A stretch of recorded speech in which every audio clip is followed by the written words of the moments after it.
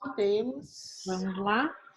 Então, muito boa tarde, muito obrigada pela presença. Como eu já falei, o chat está aberto para participação, para perguntas, sintam-se à vontade. Essa é a programação do MUB ao vivo, Conversa com Artista, que apresenta a série Entre Nós Uma Ponte. Durante os meses de agosto e setembro, nossa pauta está sendo como arte, educação e a vivência do comum, ativam trocas subjetivas, construção de saberes, modos de resistência em que agentes experimentam, nas palavras de Paulo Freire, o duplo trânsito entre educar e educar-se numa prática de liberdade. Para a conversa de hoje, eu tomo aqui um trecho do texto Carta à Leitora Preta do Fim dos Tempos, que apresenta o livro A Dívida Impagável, da pesquisadora Denise Ferreira da Silva. J. Mombassa e Musa Michele Mathius escrevem, e aí, se vocês me permitem, abro aspas. A luz negra como possibilidade de ler o mundo como conhecemos. A luz negra postulada na forma generativa, um conhecimento que demanda outras ferramentas para ser apreendido. A luminosidade da luz negra revela o que está oculto, transparente em conformidade com a norma. Trazer esse pensamento nos tempos de hoje é um exercício de experimentação sobre o fazer futuro e o mundo, uma experimentação implicada nos rastros para a ancestralidade. Fecho aspas. Essa força abolitiva de uma luz negra, ou seja, de uma intenção poética negra feminista, como instrumento e perspectiva para enxergar o mundo, também está presente nas tantas práticas artístico-pedagógicas da nossa convidada de hoje, Renata Felinto. Renata, boa tarde, muito obrigada pela sua presença. Boa tarde, Gal. Obrigada a vocês do MUB pelo convite. Boa tarde a todas as pessoas que se conectaram. É um prazer para mim poder compartilhar sobre o meu trabalho nessa perspectiva que o MUB adotou para esse mês agora. Muito obrigada. Fazendo a intersecção, né, com a educação, com a vida, de uma maneira mais direta. Isso mesmo. Renata, vou aqui te apresentar rapidamente e aí a gente já parte para a nossa conversa. A Renata Felinto é artista visual, pesquisadora e professora, é doutora e mestre em artes visuais pelo IA da Unesp e especialista em curadoria e educação em museus de arte pelo MAC USP. Também é professora adjunta da Universidade Regional do Cariri, no Ceará, e artista finalista do Prêmio PIPA de 2020. É líder do grupo de pesquisa Nizinga, Novos Iriguiduns Internacionais Gerados na Arte. A Renata já trabalhou na Pinacoteca do Estado de São Paulo, no Instituto Itaú Cultural, no Centro Cultural São Paulo, Sesc, SESI e Fiesp, entre outros. Participou de diversas exposições, sendo as mais recentes Negros Indícios, na Caixa Cultural, Diálogos Ausentes, no Itaú Cultural e no Galpão da Maré, Histórias Afroatlânticas no Instituto Tomiotaki, foi convidada foi artista convidada do 29º Programa de Exposições do Centro Cultural São Paulo, também participou da 12ª Bienal do Mercosul e foi finalista do Prêmio PIPA agora em 2020. Também é uma das profissionais indicadas para o 3º Prêmio Select de Arte e Educação na categoria Artista. Ufa! Deu tempo, né, Renata? Falar tudo? Deu. Então, é até importante você falar o prêmio da Select, Gal, porque justamente é um trabalho que ele intersecciona o que vocês estão trazendo agora como reflexão, né? Que é pensar arte contemporânea em diálogo direto com as práticas educativas. É verdade. Bom, Renata, posto tudo isso, a Renata é uma artista e uma professora com uma multiplicidade de tarefas bem intensa. Então, professora, mãe, artista, educadora em instituições. Parece que essa multiplicidade é mesmo a força de autoria dos seus trabalhos e das suas práticas.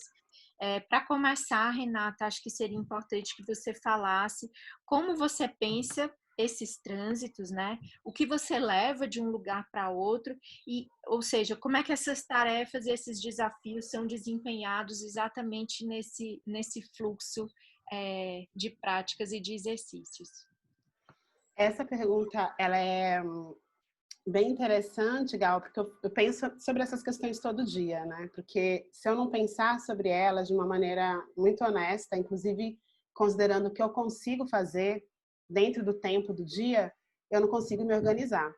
Então, eu costumo dizer para as pessoas que eu uso a agenda física, né? Essa agenda que você coloca o que você fará quando você acordar, o que você fará depois que você for almoçar e assim por diante. Dessa maneira que eu tenho me estruturado. E quando eu era uma mulher que não era mãe, né, tinha essa questão do feminismo na minha vida e ela aparece muito cedo e aparece de uma maneira orgânica. Eu digo que orgânica porque eu não conhecia o feminismo como uma conceituação a partir das autoras e também dos trabalhos de arte, né, que dialogam com o feminismo. E quando eu me torno mãe, eu percebo que o feminismo ele tem falhas, porque ele não trata apenas daquela liberdade que eu enxergava antes de ser uma mulher mãe, né? Ele trata de uma liberdade que é o que nós estamos chamando hoje de interseccionalidade, que a Carla Cotirene traz no livro dela, que é a interseccionalidade, e de pensar esses múltiplos papéis que eu, como mulher, vou desempenhar, me situando na interseccionalidade já como uma mulher que, dentro da sociedade brasileira, estou numa desvantagem como mulher negra. E isso eu costumo dizer que, independente da classe socioeconômica, o dinheiro, o poder aquisitivo, ele abre algumas portas, mas tem barreiras que nós vamos enfrentar em muitos momentos por essa questão. Então, eu tenho incorporado de uma maneira que ela é muito natural a minha prática materna em alguns dos meus trabalhos, porque eu tenho sentido necessidade em discutir essa nossa prática cotidiana num ambiente que é muito silenciador dessas reivindicações todas, dessas discussões, dessas pautas, que é o ambiente da arte, né? Na arte, tudo que você aponta de uma maneira mais assertiva tem sido entendido por uma crítica mais dura, eu diria que até anacrônica, como militância. Eu não digo que é militância, exatamente. É a minha vida e falar sobre ela também é uma forma de poetizar essa minha existência e de compartilhar com outras pessoas, e mulheres em especial, o que é ser mãe. Então, a partir dessa... Isso aparece também na minha prática de pesquisa. Eu tenho tentado nomear nas minhas pesquisas as artistas, né, já que eu tenho buscado pesquisar mulheres, que são mães e como elas lidam com a maternidade. Recentemente, eu falei em uma entrevista e estou escrevendo sobre a Raquel Trindade, e ela é uma mulher que desafiou a sociedade no seu posicionamento como mulher, que se sobrepôs ao posicionamento como mãe. E isso é muito interessante, porque, de modo geral, você se torna mãe e você vira mãe e deixa de ser mulher para as pessoas, né? Então, eu tenho buscado cruzar essas questões nessas 3 práticas profissionais, né? Que é a de professora, de artista visual e a de mãe, que é quase uma profissão. E daí, a partir disso, eu vou colocar aqui, Gal e as pessoas que estão nos acompanhando, vou colocar aqui uma apresentação que eu preparei para essa nossa conversa e vou mostrar alguns trabalhos para nos auxiliar nessa reflexão, tá? Então, coloquei meu e-mail já para as pessoas que quiserem posteriormente entrar em contato, conversar, enfim. E apresento aqui esse trabalho, que é o Embalando Mateus ao Som de um Hardcore. Ele é um trabalho que eu fiz em 2017. Então, o processo de transição de São Paulo aqui para o Crato, que foi em 2016, na verdade, eu costumo dizer que, além dele ter me modificado muito como pessoa, ele me apresentou um desafio muito grande, que é ser mãe sozinha de 2 crianças muito pequenas. Eu não podia contar, né, com isso que nós chamamos de rede de apoio, de rede de acolhimento, até porque eu não conhecia ninguém aqui na região. Então, esse trabalho, eu pego aquela frase, que é um dito popular, que é o quem pariu Mateus quem vale, né, que as pessoas costumam dizer para as mulheres, E eu fui reunindo uma série de frases de mulheres que eu coletei das minhas conhecidas, de mulheres que são amigas, de mulheres que eu não conheço, que foram compartilhando comigo frases que elas ouviram ao se verem sozinhas no lugar de educação de uma criança. Então, tem de tudo nessas frases. Eu vou apresentar 2 delas, acho que na sequência. E daí, eu, pensando nas canções de Ninar, né? Lullaby, essas canções todas, eu pensei que esse embalar da mãe sozinha, que as pessoas chamam de mãe solteira, mas até o Papa, que é cristão católico, já falou que não existe mãe solteira porque a mãe não é estado civil, né? Eu fui observando aí qual que era essa carga, né, cotidiana, né? E a carga primeira que chega, ela é a carga mental, né? A carga mental e física.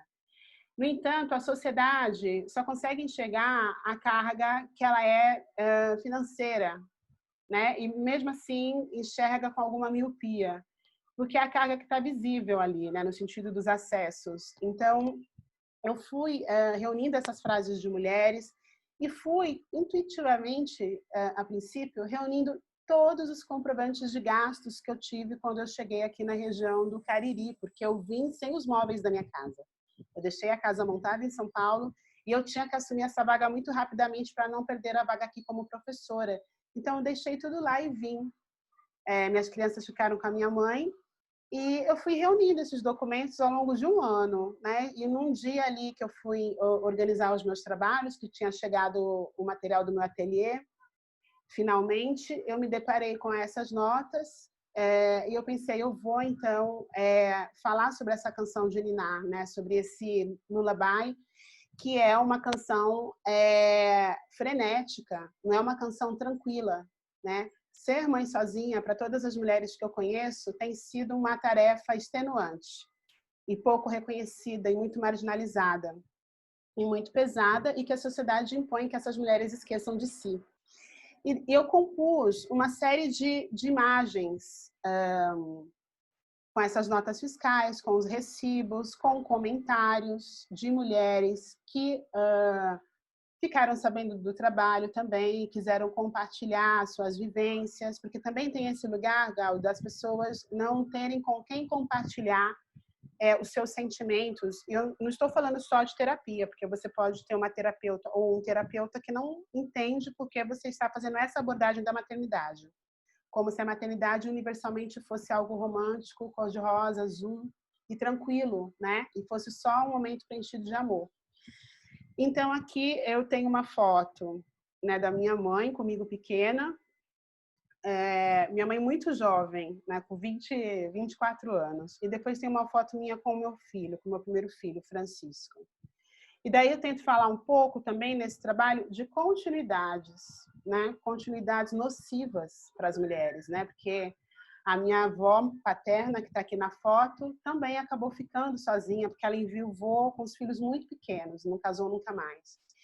E daí eu vou colocando também por cima dessas notas fiscais as frases que são ditas para essas mulheres. Você pariu, então você crie, né?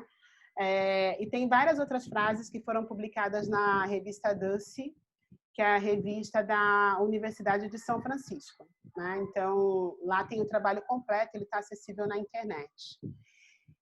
E essas composições, elas deram origem a uma estampa, que é uma estampa com a qual eu fiz vários enxovais de bebês, né? Então, eu fiz o travesseiro, a colcha, o lençol, o cueiro, fiz fraldas para serem utilizadas como babador também de criança, para limpar a boquinha, enfim. Eu fui pesquisando todo esse enxoval de bebê e eu utilizei as próprias contas, né, o preço da maternidade como estampa do enxoval para esses bebês, né? E bordei, mandei bordar nessas peças, embalando Mateus ao som de um hardcore. Então, aqui no Museu da Abolição, esse trabalho aparece num berço, né? Nós tentamos fazer como se fosse um quarto, fragmento de um quarto de criança. Essa exposição teve curadoria da Joana Dark Lima.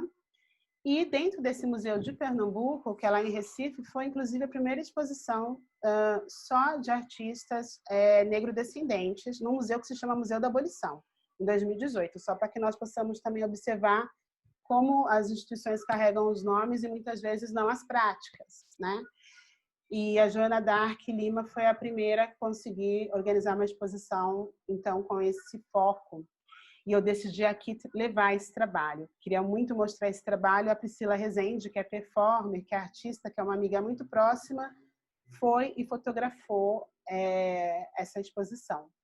E esse ano eu apresentei esse trabalho como um livro, como se fosse um álbum de fotografia, desses álbuns de bebê, que eu não sei se tem pessoas que fazem ainda hoje, mas eu tenho os álbuns das minhas crianças.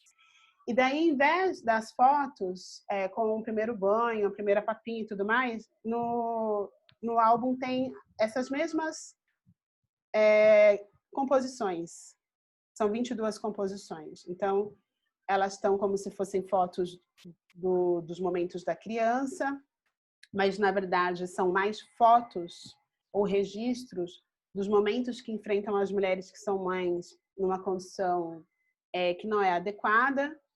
E daí, nessa instalação, que surgiu a partir de uma conversa com o Renato Silva, que é o diretor da Mendes Ud e também é o curador dessa exposição Construção, o Renato sugeriu, por que nós não fazemos uma instalação desse trabalho, né?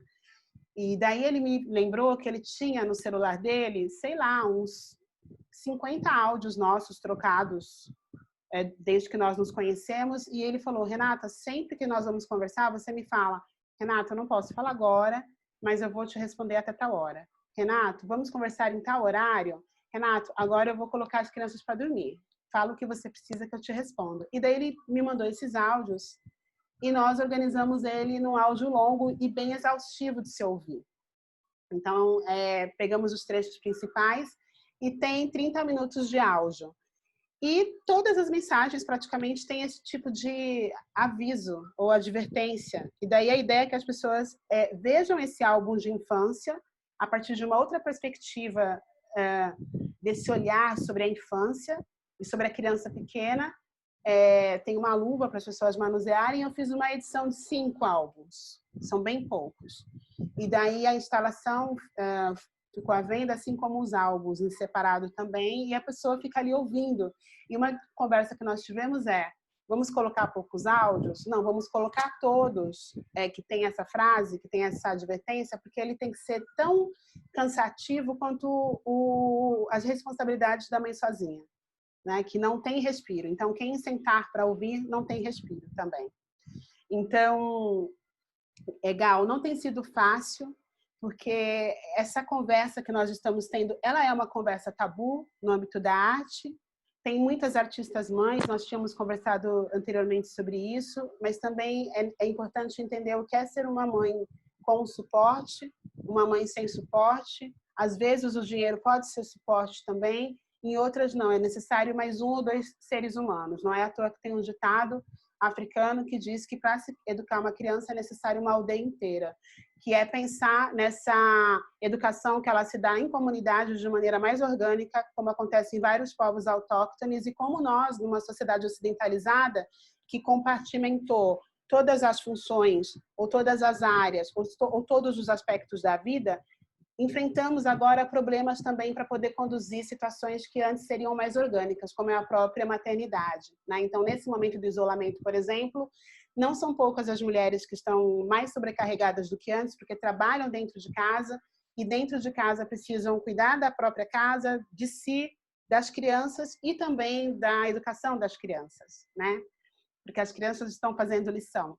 Então, falar sobre essa questão é importante até no sentido de pensar recortes de exposição, recortes de seminário, residências que tem em alguns lugares do mundo que sejam específicas para abarcar essa profissional que não deixa de ser uma boa artista ou uma boa profissional de qualquer outra área porque se tornou mãe, né? Então, precisamos falar sobre essas questões que são desagradáveis das pessoas discutirem. Eu diria que essa é a resposta para não me alongar muito. Eu acho que você tocou no assunto quando você nomeia como um assunto tabu, né, Renata? Eu acho que a outra versão aceitável é, para um artista, sobretudo se for um artista homem, branco, né, a vida pública e a vida íntima não se separam, né? Mas sempre quando o assunto são, digamos assim, assuntos domésticos ou relativos às crianças, isso é sempre mais difícil, né? Isso é sempre mais difícil Sim, de ser admitido e absorvido, e compreendido e acolhido, né? Que também acho que exatamente. é uma questão importante. Renata, eu acho que isso é uma boa introdução, assim, às suas várias práticas, né? Entendendo como elas estão se articulando. Mas acho também que tem uma coisa que é bem fundamental no seu trabalho, que é o caráter humanitário da sua compreensão de arte, né? Na medida que uma obra de arte para você pode contribuir de fato com relações e processos de conhecimento do passado e da história de uma pessoa ou de um grupo. Ou como algo que pode despertar questionamentos acerca dos nossos problemas contemporâneos. E quando você pensa nas formas de circulação do seu trabalho, você elege a vocação pedagógica e humanitária do lugar de fruição, de percepção e de debate do trabalho, né? Isso são instâncias muito essenciais para você, eu acredito. Ou seja, para você, seu trabalho ganha muita potência também, por exemplo, se ele estiver num livro didático, né? E eu gostaria que você começasse a também falasse sobre essa compreensão do seu trabalho e das intencionalidades pedagógicas presentes na sua obra. Indo para essa questão, Gal, não acho que a arte deva ser exatamente didática o tempo todo, né? Também considero que as pessoas que são artistas têm liberdade para falarem sobre o que elas quiserem. Na minha prática, eu considero que não sei se a palavra é comunicar, mas acho que mobilizar as pessoas de alguma forma, para mim é muito importante. E essa questão do livro didático que você trouxe, recentemente, assim, eu acho que eu já estou nos 6 livros didáticos, né? Recentemente, a Prefeitura de São Paulo utilizou uma imagem de um trabalho meu para poder organizar esse material que é utilizado no momento de isolamento junto com as crianças, né? Nessa educação à distância involuntária.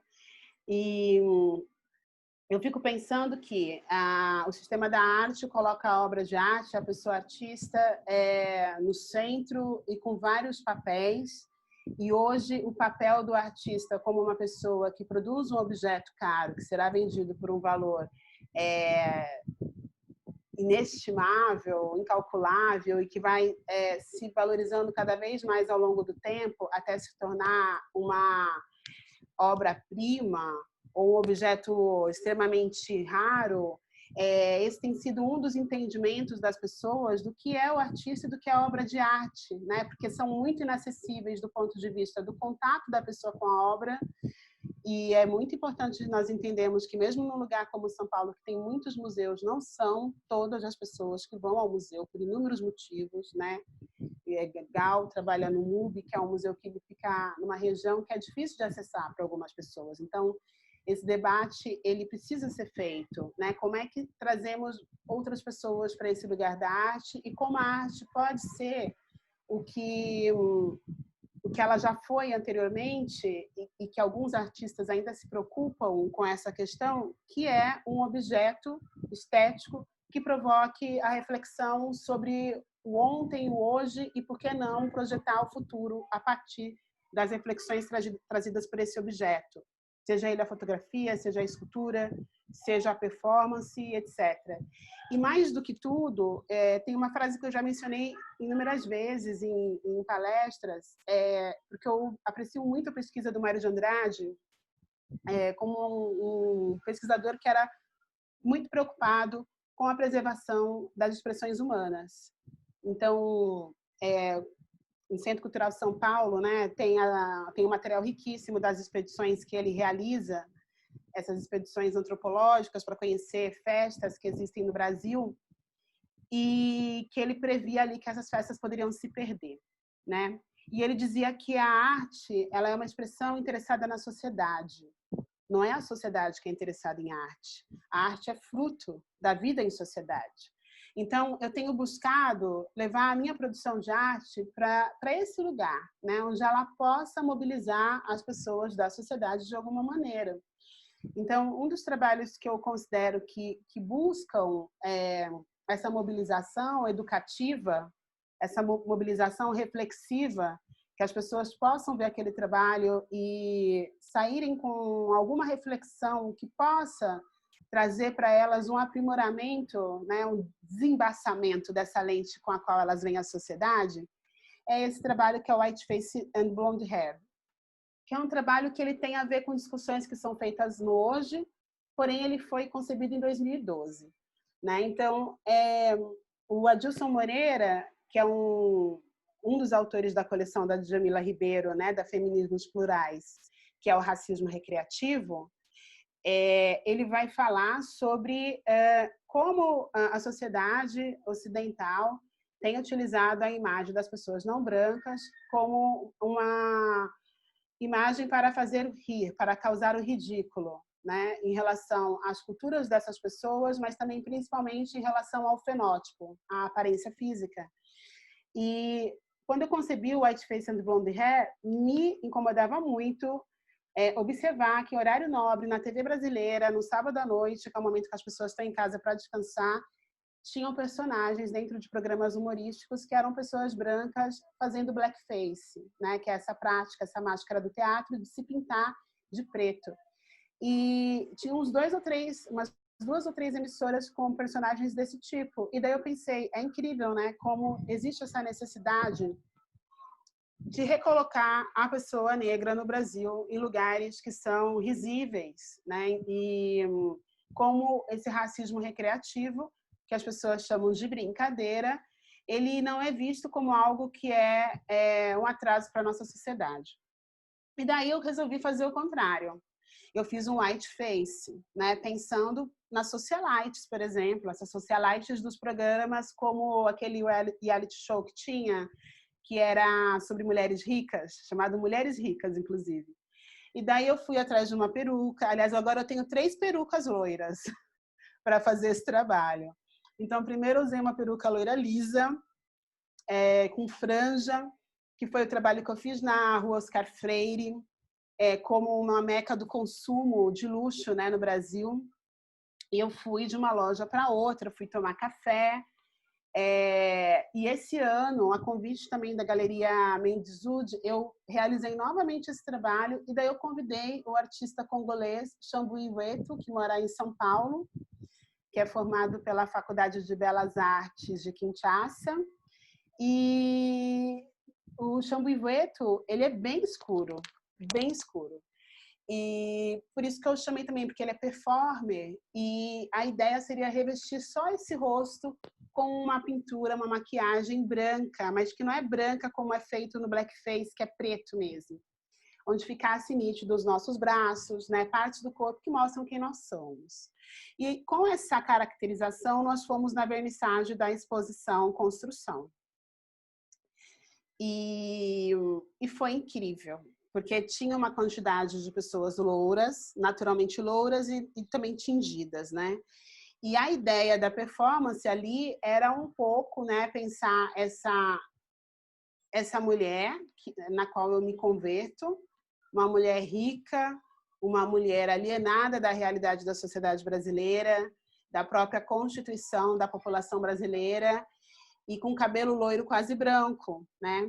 Que é raro no Brasil. Mesmo quando nós vamos ao sul do Brasil, é raro alguém com cabelo tão loiro. E na performance, um pouco eu conversava com as pessoas e as intimidava, mas esse seu cabelo não é loiro de verdade, não é natural como o meu, né? Engraçado que aqui no Brasil vocês pintam cabelo de loiro, né? Então, eu fui um pouco confrontando as pessoas em relação a esse desejo de ser meu filho com jogo, não sei se vocês ouviram, a esse desejo de ser branco, né? E quanto mais branco, melhor, né? Parece Vanish, parece propaganda de sabão em pó, de produtos de limpeza. E daí eu fui conversando com as pessoas, com o Shambui como meu parceiro, tomando vinho. Eu lembro que a Jaque Lerner... Não. Licença, filha. Não, agora não. É para despertar o jogo, gente. Não tem condições para cada um jogar um pouquinho. Eu lembro que na exposição tinha a Jaque Lerner como uma das convidadas. E ela ficou muito irritada com a performance. E depois, conversando com ela, ela falou: eu não sabia o que estava acontecendo. Eu não percebi que era uma performance, porque para mim parecia alguém agindo naturalmente. E a ideia era agir naturalmente. Né? Então, eu fui ver a exposição com as outras pessoas, junto com o meu par, que era o Xambu Iveto. E nessa imagem, que eu acho bem interessante, é um registro da Isabela Alves, tem a Fabiana Lopes, que é curadora, historiadora da arte, que hoje eu acho que é uma das cabeças mais brilhantes do Brasil para pensar a produção de arte de pessoas afrodiaspóricas e em relação com o que é e foi a nossa história da arte. Ela estava presente e atrás tem essa fotografia, né, que tem 3 homens negros escrito poder no peito deles, né?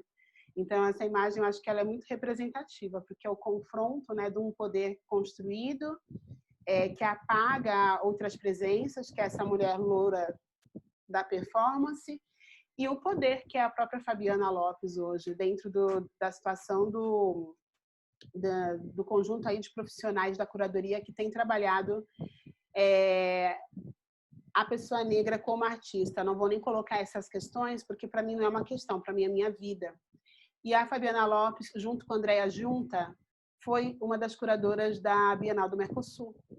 Então, essa foto eu considero que ela é bem representativa desse...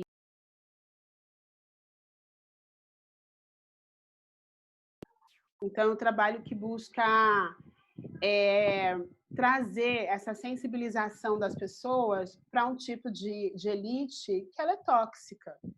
Ela é tóxica, ela é anacrônica e ela representa tudo que o Brasil precisa desconstruir e rever para se desenvolver como a sociedade que essa própria elite elogia e ambiciona, né? Então, ela precisa se ver.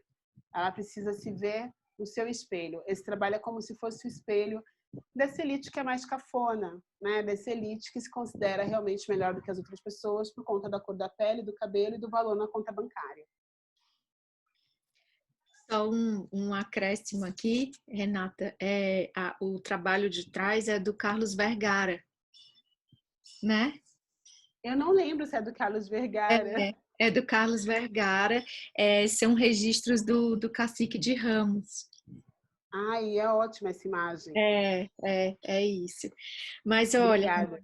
Acho que você já fez uma ponte muito boa aqui para a gente pensar também na potência do seu trabalho como artista, e que tem questões que atravessam o corpo da mulher racializada, né, e que trazem questões de um racismo estrutural, que, portanto, é o construtor e a base da nossa sociedade, né? Ou seja, colonização e apagamento de corpos pautam as diferenças e os protagonismos entre uma arte, digamos assim, de origem europeia, anglo-saxã, né, e a arte originária do Brasil. Como professora universitária, eu acredito que há também uma crítica e uma reflexão constante na sua prática, uma crítica à construção historiográfica, né, que é fundamentalmente escrita por autoria branca, hegemônica, masculina e eurocêntrica, né? Então, queria que você comentasse um pouco como essas práticas e esses pensamentos críticos sobre a história da arte fluem entre a sala de aula e o seu ateliê. Como é que você encara essa construção? Como é que você consegue tecer essa crítica e a possibilidade de uma outra escrita da história da arte, né? E como essas questões se tornam também práticas interseccionais no seu fazer como professora e no seu fazer como artista e no seu corpo. A gente tem falado muito, né, Gal, sobre essa questão do revisionismo, né? Isso aparece como uma discussão que eu acho que até chegou tardiamente no Brasil, pensando na prática realmente da revisão, porque como um conceito já aparece nos anos 90. Então, como professora, é muito difícil, inclusive, planejar essas aulas, porque eu tenho que recorrer a uma série de fontes e não dá para realizar uma bibliografia, uma referência bibliográfica dentro do conteúdo programático que se paute só no que está dentro dos livros, né? Então, é super importante os artigos que são produções recentes, apresentadas aí em congressos, em seminários, e que muitas vezes não estão publicados ainda dentro dessa publicação que legitima, né, essas transformações, assim como tem sido muito importante conversa com meus pares, com colegas, como é o caso da própria Fabiana. E daí, nesse sentido, as pesquisas que nós temos realizado, elas auxiliam nesse processo de revisão. Então, por exemplo, pensar o modernismo no Brasil, que é um modernismo que ele se centra basicamente na região sudeste, especificamente em São Paulo, e exclui que esteja acontecendo em outros lugares do Brasil também movimentos de produção de arte. Talvez não de uma renovação naqueles moldes, né, mas com transformações também acontecendo. Então, eu tenho falado um pouco sobre um modernismo negro, que é um modernismo tardio, até em consequência do próprio processo de abolição da escravidão, né, que é um abandono dessas pessoas negras à sua própria sorte, e de um tempo aí de 1 ou 2 gerações para que essas pessoas se reestruturem. Então, eu diria que uma primeira geração de artistas negros e negras ou racializados afrodescendentes vai aparecer com muita força no início do século XX. Tem artistas do século XIX, ou que nascem no século XIX e fazem a transição para o século XX? Existem, como, por exemplo, Arthur Timóteo da Costa, né, que algumas pessoas têm chamado de proto-modernista. Mas eu também fico pensando nas pessoas que não tiveram acesso a esse lugar da academia, né, a esse lugar de um ensino de arte sistematizado. E indo por esse outro lugar, então, que seria uma formação paralela a partir de outras fontes, inclusive da educação informal e não formal, tem essa artista que eu já mencionei, que é a Raquel Trindade, a própria Maria Auxiliadora, o próprio Heitor dos Prazeres, Sérgio Vidal, tem um grupo grande de artistas também que não passaram por essa formação ocidental da arte. Então, esse é um ponto que eu tenho buscado pesquisar e que aparece nas minhas aulas também e, consequentemente, vai aparecer no meu trabalho, né, realizando aí essa intersecção desse interesse por pensar numa revisão do que nós estamos chamando de história das artes visuais no Brasil. Nesse sentido, tem esse trabalho que eu acho muito difícil assim, explicar o trabalho em si, né? Porque ele é uma performance que mobiliza uma série de situações quando é realizada. Essa imagem desse trabalho, a Checheda Negra, ou o Descanso das Mulheres que Mereciam Serem Amadas, deixa eu só verificar se... Aí eu acabei tirando o título. É um trabalho que eu realizei a convite da Universidade Federal do Espírito Santo, nesse evento que foi organizado pelo Giovanni Lima, que também é performer, a Carla Borba também é performer, e a Natália Imerede. E o performance, ele juntou vários performers do Brasil, várias performers, inclusive pessoas que já nem estão mais conosco, e a ideia ali era trocar a experiência de performance do ponto de vista do trabalho apresentado, mas também do processo de criação de uma performance, espalhar as performances pela cidade também de Vitória. E daí eu apresentei o Axexé da Negra, eu diria que ele foi praticamente concebido para esse evento e para a FIAC desse mesmo ano. Então, apresentei aí e apresentei um mês depois em Paris, na La Colonie, que é uma instituição de cultura que sediou parte da programação da FIAC, de 2017.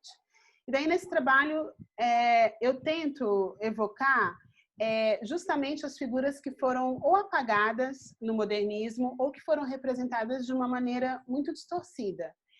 E uma figura central para mim nessa reflexão é a negra da Tarsila do Amaral, porque a Tarsila, eu costumo falar que é uma artista muito inteligente, porque quando ela está na França, a estudo, ela percebe que existe ali todo um movimento cultural, noturno, inclusive, no qual existe um interesse muito grande pela figura das pessoas negras, sejam elas afro-estadunidenses, sejam elas de origem africana. Existe nessa Paris dos anos 20 o interesse por África, que ele é consequência também dos processos de colonização, né, dos países africanos, de invasão dos países africanos no fim do século XIX, começo do século XX. E então, quando a Tarsila escolhe a negra, que nós temos comemorado essa obra na história da arte do Brasil como um elogio às mulheres negras, ela está evocando aí a sua própria ama de leite. Tem fotos dessa ama de leite que estiveram na Pinacoteca do Estado, na exposição que foi uma individual da Tarsila, tinham vários desenhos, essa exposição foi ótima. E essa mulher, que era a ama da Tarsila, não consigo encontrar o nome dessa mulher, mas ela está vestida na fotografia e a Tarsila, então, usa essa foto como referência e coloca esse corpo dessa mulher negra num estado de animalização, porque ela retira, inclusive, os cabelos dessa mulher, né? E transforma ela numa imagem que tem aí, sim, relações de força, né, dessas linhas do fundo, da própria configuração do corpo, que se alinham com a escola do cubismo.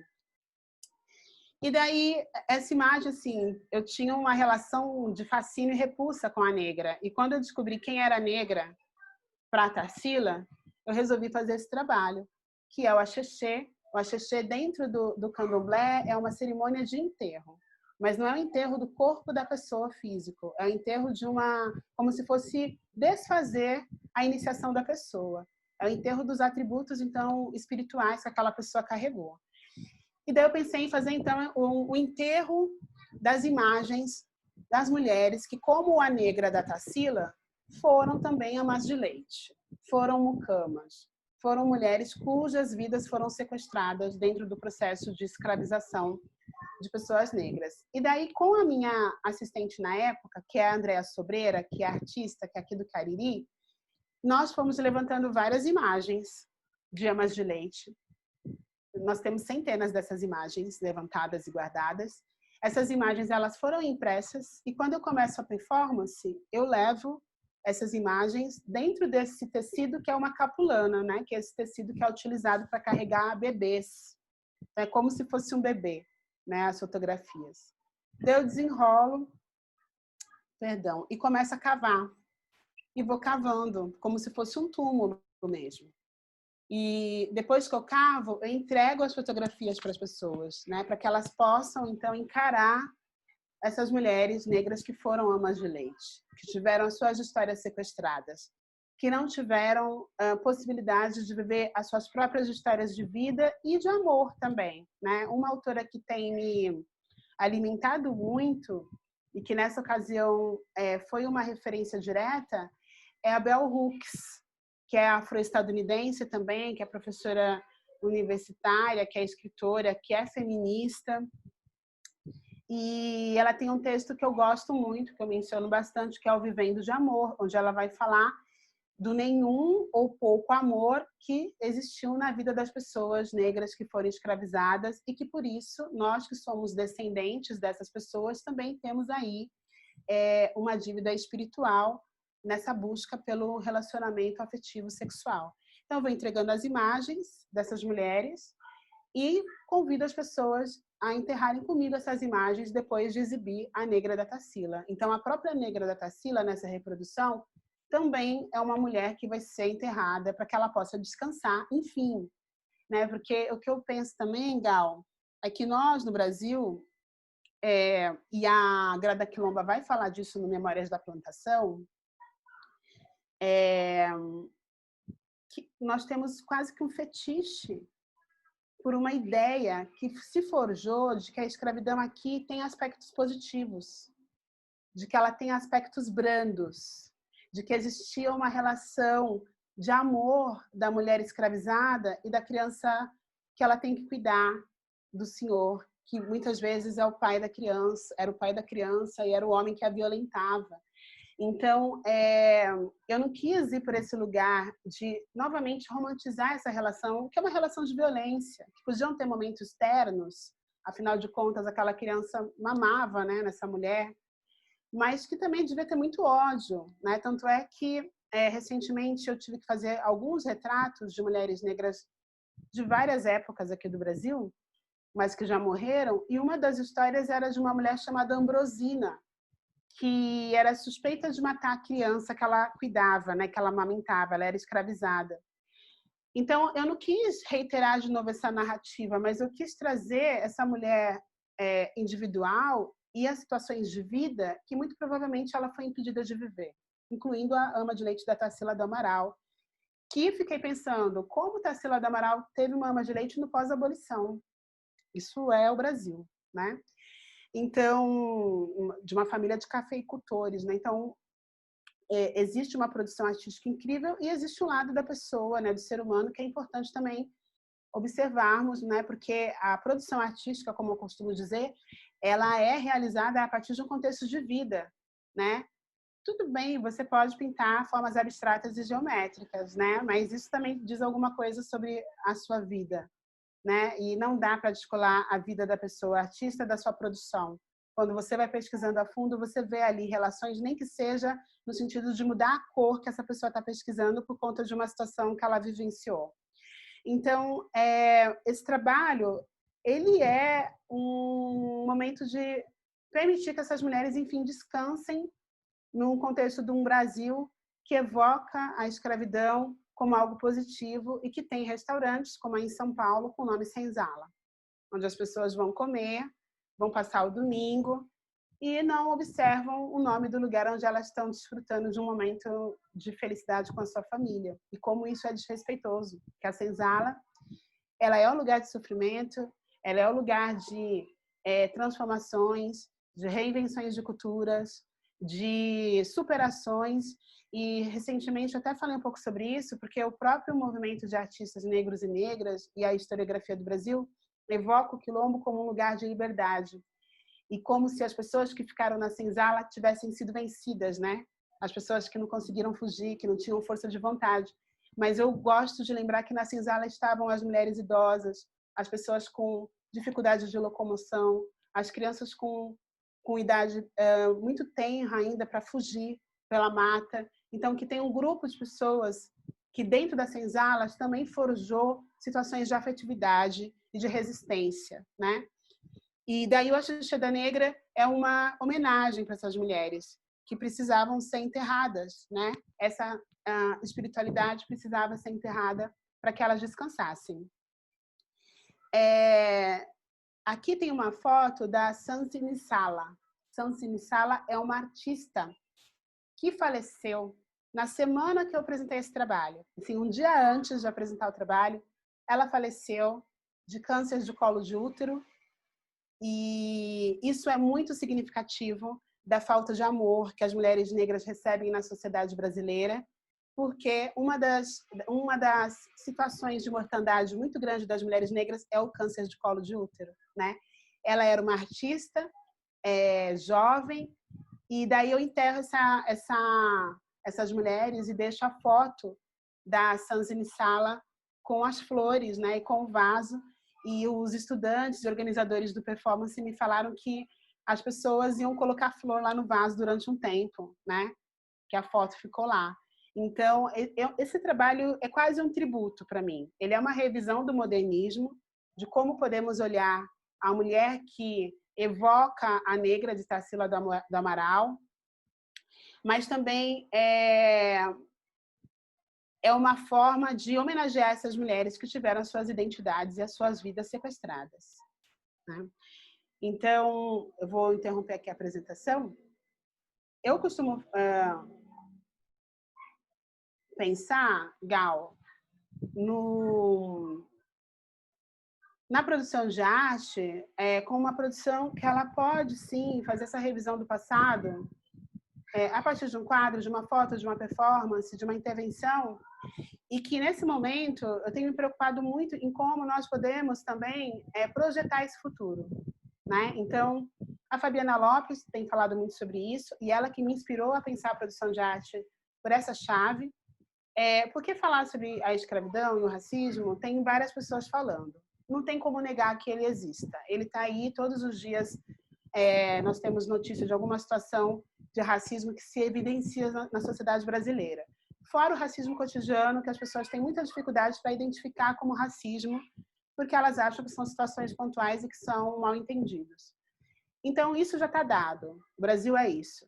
Mas como é que nós podemos, então, a partir da arte, projetar outras sociedades, né? Que sejam sociedades realmente humanas, onde nós consigamos ter a honestidade de observar uma situação que ela é violenta, e a partir disso, quando você se identifica como alguém que contribui para que aquela situação exista, como é que você pode se rever sem se sentir, então, atacado ou atacada pessoalmente, né? Então, tem pessoas falando sobre isso, é o caso da Lia Weiner-Schuckmann, que pesquisa a questão da branquitude, né? De nomear a pessoa branca como branca, e não como alguém que se entendeu até muito pouco tempo como universal, e como o grupo étnico-racial que vai tutelar os outros grupos no mundo. Então, é preciso ter muita maturidade e ética para discutir essas questões numa chave de reformulação social, né? O Ailton Krenak é uma pessoa que tem falado sobre a nossa noção de humanidade, que é uma noção de humanidade que exclui 70% da humanidade porque ela está focada no sujeito branco, especialmente heterossexual e homem, né? Mas eu acho que na minha produção artística e como professora, eu tenho buscado assim uma ação alimenta a outra. Então, eu diria que uma ação troca com a outra. Então, quando eu vou para a sala de aula como professora, eu não consigo abandonar a Renata que pensa como artista, né, também. Então, nas escolhas, nas curadorias que são feitas em sala de aula, porque um professor e uma professora escolhe o que vai ensinar, trocar, abordar e como fará essa abordagem, eu tenho buscado trazer os outros 70% da humanidade para a aula de História da Arte, por exemplo, né? Então, entra a Europa na Idade Média, mas entra a África na Idade Média, entra Américas na Idade Média, né? Porque a História da Arte nos dá uma noção de que todo o resto da humanidade estava congelado enquanto a Europa produziu o Renascimento, né? Então, eu tenho tido pouco tempo, porque o currículo ele dá pouco tempo para isso, mas eu tenho buscado trazer essas outras histórias da arte que caminham paralelamente e que foram apagadas. Pensando nas populações não brancas como populações que, inclusive, alimentam a produção de arte na Europa e alimentam as grandes transformações da produção de arte europeia.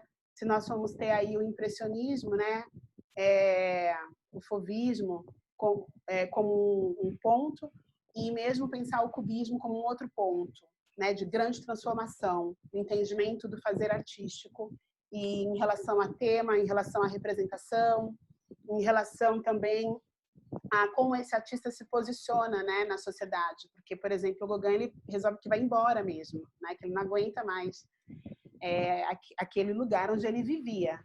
Então, eu acho que é isso, assim, uma prática alimenta a outra, né? Então, para mim é muito importante ser professora e ter o privilégio de auxiliar na formação de pessoas que vão ser artistas ou professoras de arte e de pessoas que querem entender o mundo também por essa chave, né, da criação estética.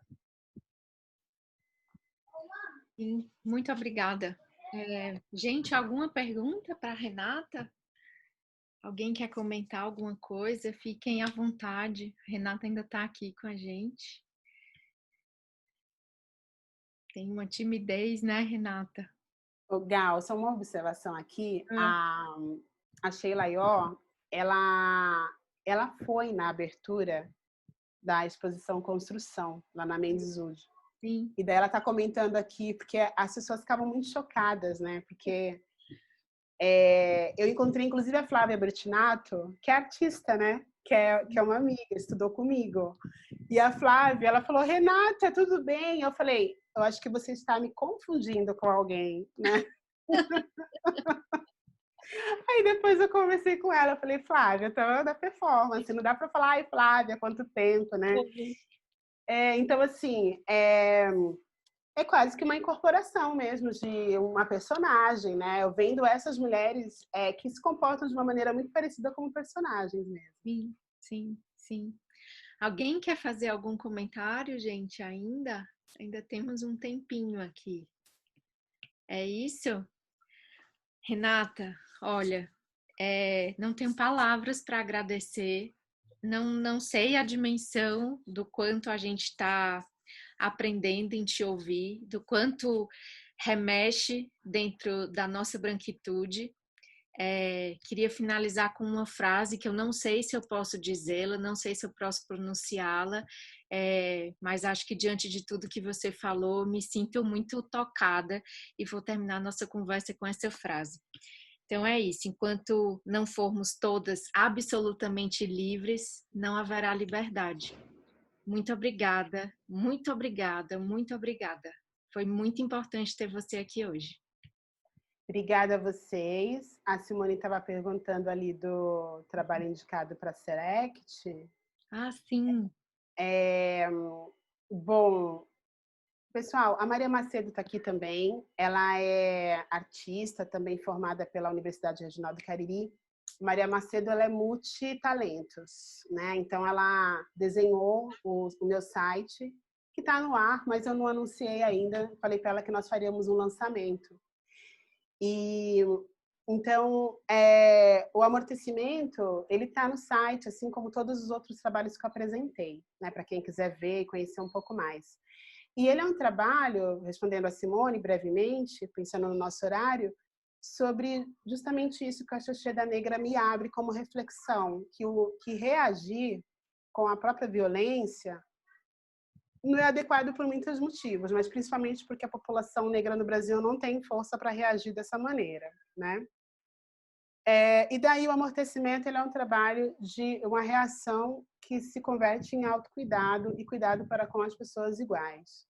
Né? O que é isso? Eu abri um chamamento para várias pessoas negras, de pele escura, preferencialmente, que são... Nós sabemos que no Brasil, no mundo, né, racializado, existe o colorismo que vai determinar as oportunidades que as pessoas têm conforme a quantidade de melanina, né, que elas têm na pele. Então, quanto mais escura a pessoa, menos oportunidades ela tem. Então, entendendo essa lógica do racismo brasileiro, eu fiz um chamamento e várias pessoas responderam. E daí eu tive muita dificuldade, por exemplo, para conseguir homens negros para esse trabalho. Porque no que ele consiste? Num trabalho de encontro anterior à performance. Por isso que ele é um trabalho de arte e educação também, está indicado ao Prêmio Select.